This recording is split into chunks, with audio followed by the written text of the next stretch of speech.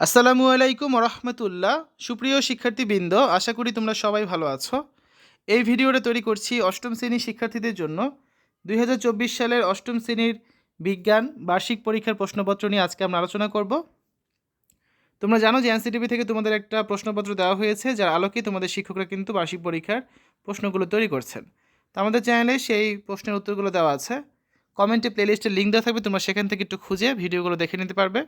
আর আমরা এই পর্যন্ত অনেকগুলো স্কুলের প্রশ্ন নিয়ে আলোচনা করেছি, কিছু মডেল টেস্টও দিয়েছি, সেগুলো তোমরা কমেন্টে দেওয়া লিঙ্ক থেকে খুব সহজে দেখে নিতে পারবে।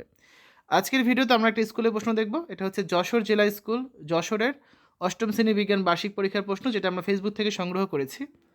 ক বিভাগে থাকবে নৈবেদিক অংশ, যার মোট মান হচ্ছে কত 25। তো এখানে থাকবে 15টা বহু নির্বাচনী প্রশ্ন। তোমাদের হচ্ছে এই 15টা প্রশ্নের সঠিক উত্তরগুলো খাতায় লিখতে হবে, ঠিক আছে? কিছু উত্তরে টিক দেওয়া আছে, তোমার যাচাই বাছাই করে দেবে উত্তরগুলো ঠিক আছে কিনা, কারণ ফেসবুকে যেভাবে পেয়েছি সেভাবে আমি তোমাদের সামনে উপস্থাপন করছি।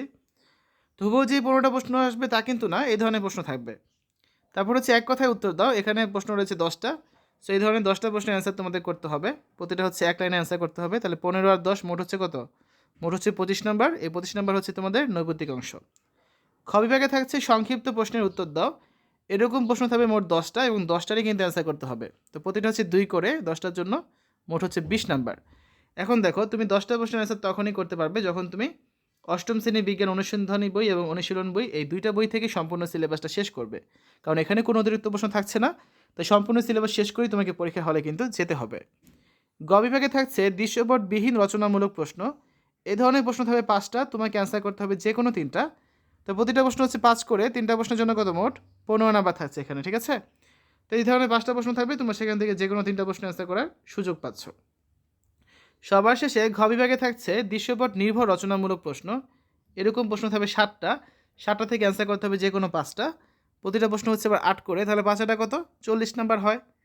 সাধারণত দৃশ্যপটে হচ্ছে এরকম 2টা করে প্রশ্ন থাকে, 4 করে 8 নাম্বার। অনেক ক্ষেত্রে দেখা যায় 3-5 করে 8 নাম্বার হতে পারে, বা 2-6 করে 8 নাম্বার হতে পারে। তো দৃশ্যপটগুলো সাধারণত এরকম 2 লাইনের তথ্য বা ঘটনা থাকে, বা এরকম হচ্ছে 2-3টা বিক্রিয়া থাকতে পারে, বা 2-3টা মৌলের নাম থাকতে পারে। অনেক ক্ষেত্রে এরকম ছবি থাকতে পারে, ঠিক আছে? বা কোনো ক্ষেত্রে দেবে ছক আছে। তো যাই হোক না কেন, তোমাদের প্রথম কাজ হচ্ছে এই 7 সেট প্রশ্ন আগে ভালো করে পড়া।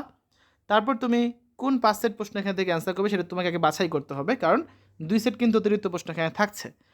তো শিক্ষার্থীরা, এই ভিডিওর দেওয়া যে কমেন্টে প্লেলিস্টের লিঙ্ক আছে, সেখানে ক্লিক করলে তোমরা কিন্তু এই অষ্টম শ্রেণী বিজ্ঞান বইয়ের আরও কিছু নমুনা প্রশ্ন, স্কুলের প্রশ্ন, মডেল টেস্ট এগুলো পেয়ে যাবে। তো সেগুলো দেখে পরীক্ষার জন্য আরও বেশি করে প্রিপারেশন নিতে পারবে, কারণ যত বেশি স্কুলের প্রশ্ন সলভ করবে তত বেশি তোমাদের পরীক্ষায় কমন পাওয়ার সম্ভাবনা বাড়বে। এতক্ষণ আমরা অষ্টম শ্রেণী বিজ্ঞান বার্ষিক পরীক্ষার একটা স্কুলের প্রশ্ন নিয়ে আলোচনা করেছি। আশা করি ভিডিওটা তোমাদের কাছে ভালো লেগেছে। শিক্ষার্থীরা, পরবর্তী ভিডিওগুলো দেখার আমন্ত্রণ জানিয়ে আজ এখানে বিদায় নিচ্ছি। আল্লাহ হাফেজ।